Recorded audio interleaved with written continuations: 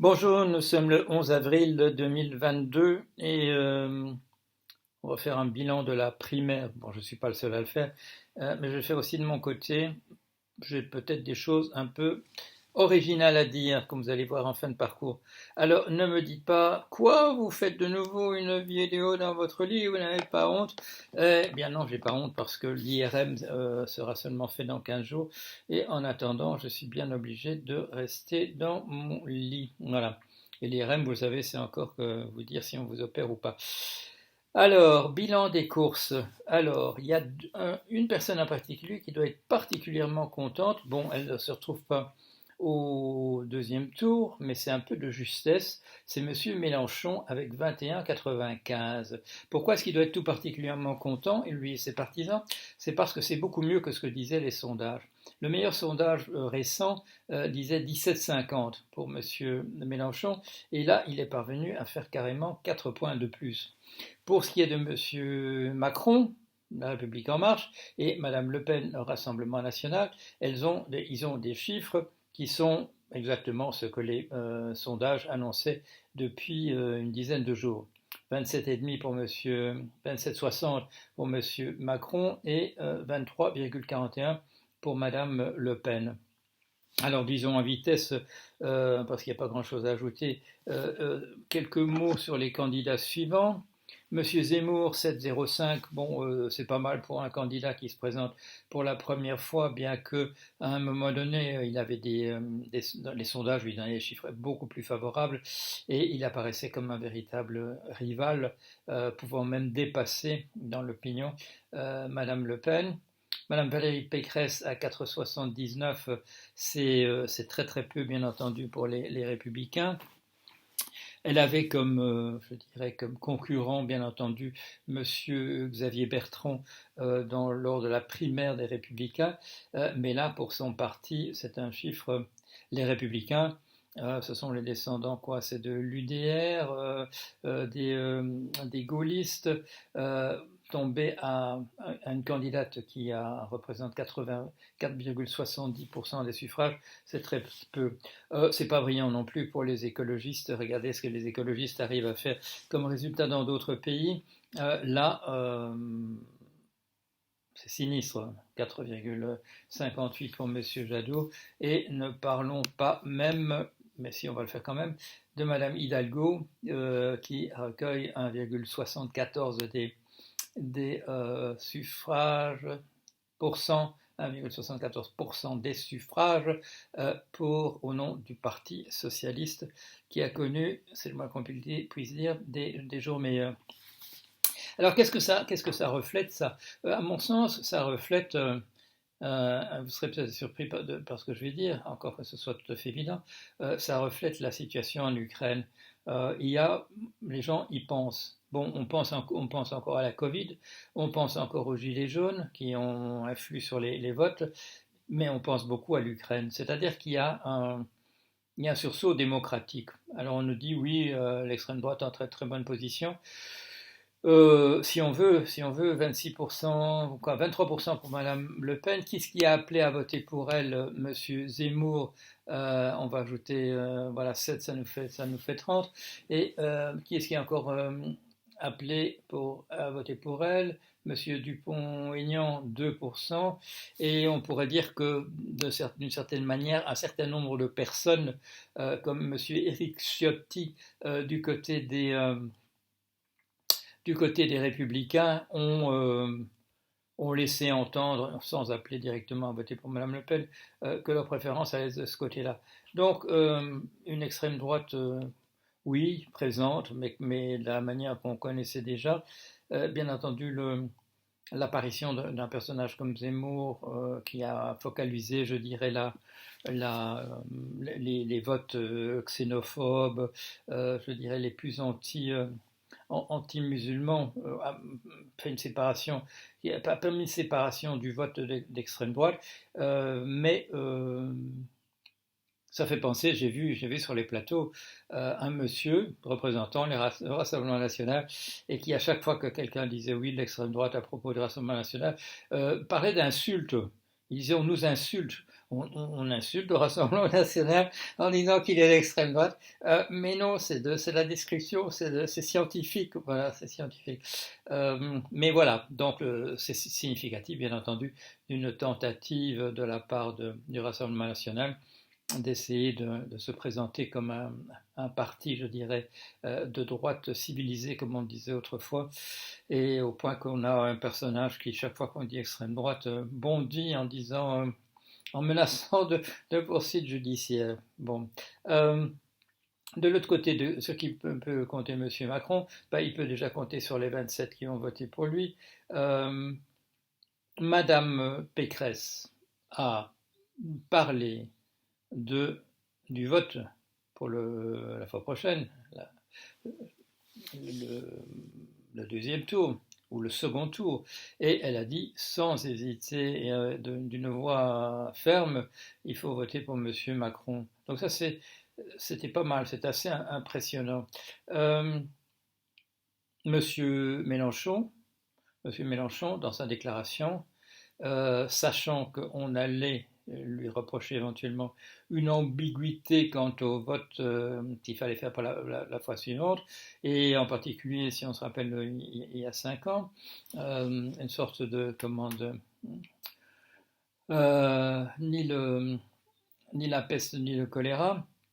Cette fois-ci, il l'a dit, et je crois qu'il l'a répété 5 ou 6 fois, pour qu'on pas une seule voix devrait aller à Madame Le Pen. Bon, donc là, il est sorti d'une ambiguïté qu'on avait connue précédemment et qui est liée au fait qu'il y a un certain nombre d'électeurs qui sont des gens qui pourraient voter ou Mélenchon ou Madame Le Pen. C'est bien connu, ça a été révélé dans différentes enquêtes.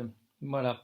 Alors, donc, M. Mélenchon appelle ses partisans à voter de manière unie pour M. Macron.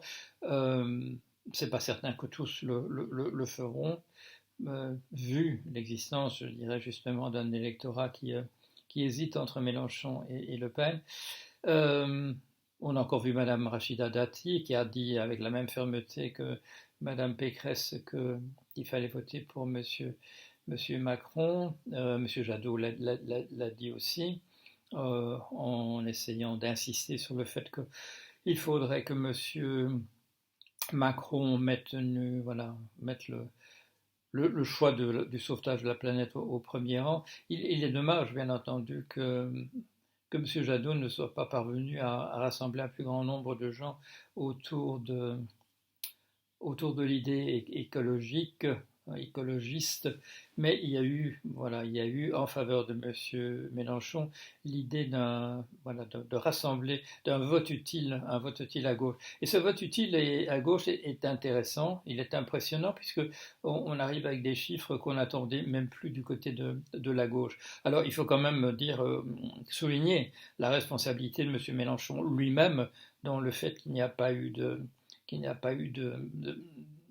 vote unifié à gauche. Il en est le premier responsable. Il a refusé par avance une primaire à gauche en déclarant de manière unilatérale et sur un mode un peu inquiétant, je dirais, autoritaire, qu'il posait sa candidature, quoi qu'il en soit, et que des autres, ils s'en foutaient. Alors quand je vois des gens qui disent oui, il y a des gens à gauche qui se sont éparpillés sur un vote comme M. Rousset du Parti communiste, ou comme sur Mme Hidalgo, ou sur M. Jadot, oui, mais le premier responsable de ça, c'est M. Mélenchon lui-même. Il aurait pu faire davantage pour qu'il apparaisse comme étant le candidat effectivement de la gauche, et sans avoir insulté de fait les autres candidats. Alors on me dit oui, mais il y a une primaire à gauche, mais ça a été un truc de rattrapage à la dernière minute. Une initiative, positive de M. Laroutourou qui a fait émerger Mme Taubira, mais c'était beaucoup trop peu, beaucoup trop tard. Mais qu'est-ce que ça veut dire? Ça veut dire qu'il y a encore un vote à gauche.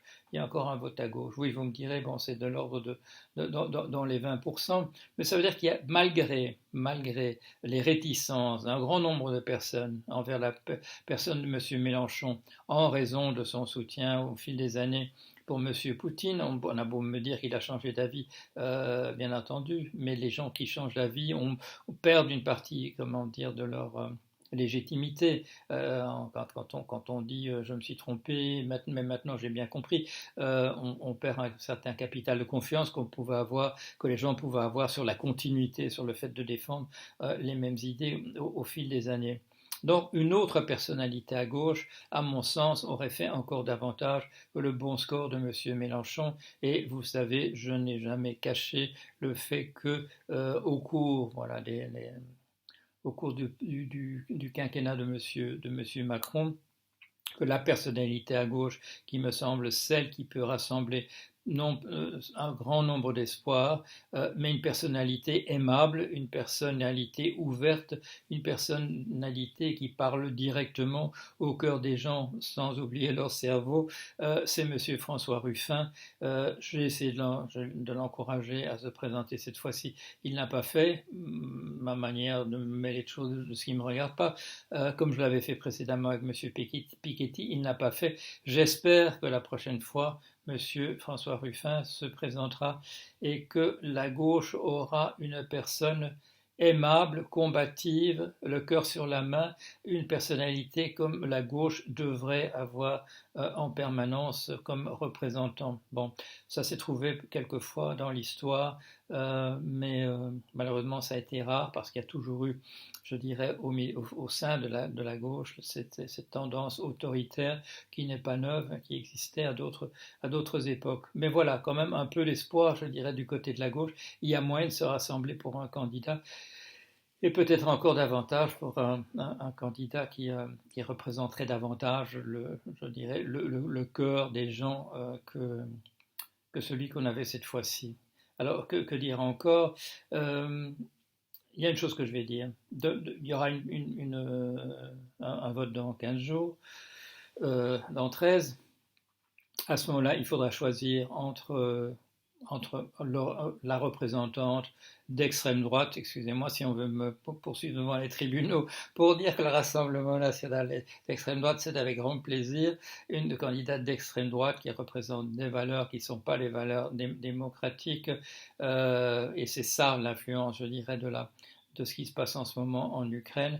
Et l'Ukraine aussi, c'est nous montrer que soutenir M. Poutine, soutenir le type de discours autoritaire de type de type du dictateur de la Russie, ce n'est pas une bonne chose. C'est une chose que les Français, voilà, on le voit dans les votes, rejettent de manière massive. Heureusement, ils ne sont pas sensibles à ce vent de division délibérée. Il faut qu'il y ait des opinions qui s'opposent, bien entendu, et il faut qu'il y ait des opinions capitalistes et anticapitalistes qui s'opposent dans des élections comme cela. Encore que, chers amis, la révolution, ça ne se fait pas dans les urnes, ça ne se fait pas dans l'isoloir. Si vous voulez faire la révolution, je ne dis pas qu'il faut la faire ou qu'il ne faut pas la faire, mais vous savez de quoi je parle, et vous savez mon opinion à ce sujet. C'est pas dans l'isoloir que ça se fait ailleurs, ça se fait à un autre moment,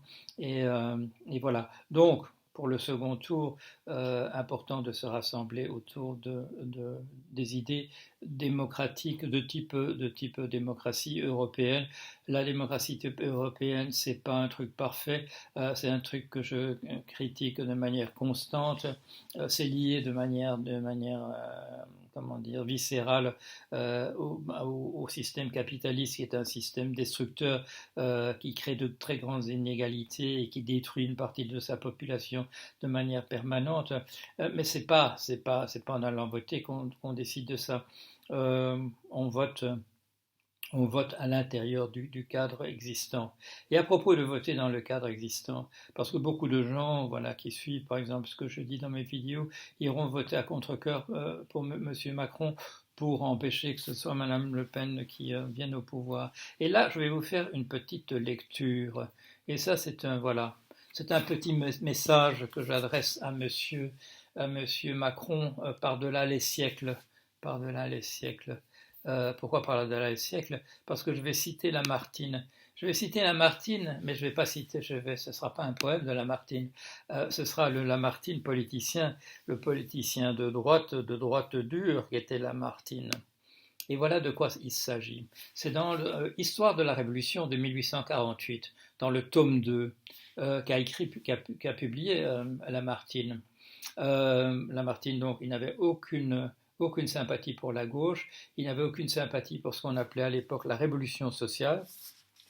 Et ce que je vais lire là maintenant, c'est un extrait d'une conférence que j'ai faite à la demande de M. Benoît Hamon. C'était une réunion sur la notion donc d'économie sociale et solidaire.